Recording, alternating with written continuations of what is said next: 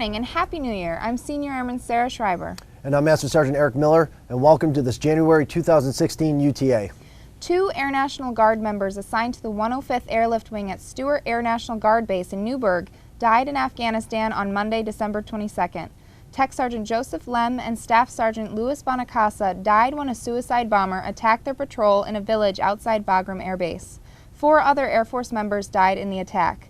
The New York National Guard family extends our deepest sympathy to the family and friends of Tech Sergeant Lem and Staff Sergeant Bonacasa, as well as the airmen who served with them.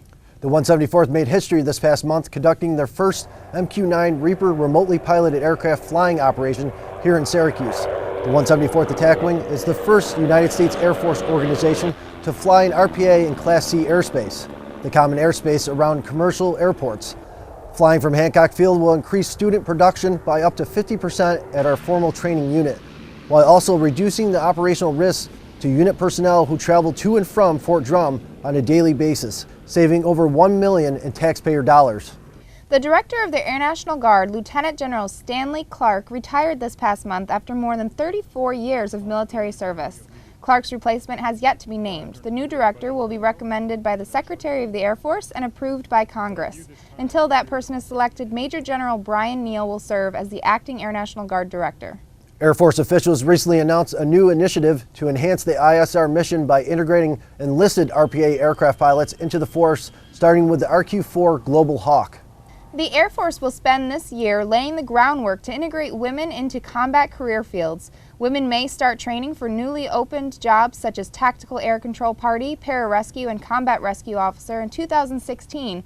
But because of the multi-year training path these jobs require, the Air Force said that women won't start seeing combat in those jobs for at least another 2.5 years. The 174th Enlisted Leadership Seminar has now completed their second course as the Chiefs Council continues to develop the course to meet the needs of our airmen. This is just the beginning, basically, so the course will continue to build and hopefully get larger. We had a lot of airmen. There were gaps in between the PME and then limited PME seats, so it was a valid need that was identified to us, and we felt obligated to get something rolling forward. What's really unique about this program is it's not set in stone, and we can build it to meet the needs of our airmen. The Syracuse Airport is hosting an air show in June, the first since 2002. Today we will recognize the 25th anniversary of Desert Storm. There will be an informal celebration to gather and share experiences and enjoy cake and refreshments at 14:30. Also joining us will be retired Major General Mike Hall. Here's some events coming up. A beanbag toss tournament is being held 9 January at 16:30. The Hancock Field Dart League is starting back up on Tuesday nights beginning January 12th at 1700. On January 12th and 13th, there will be a 6-hour defensive driving course held on base. Sign up with the Wing Safety Office. To prevent slips, trips, and falls, airmen should clear walking surfaces of snow and ice and spread salt as quickly as possible after a winter storm.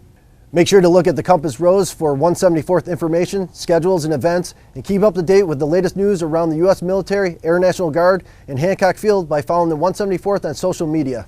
That's your Hancock Field news for January.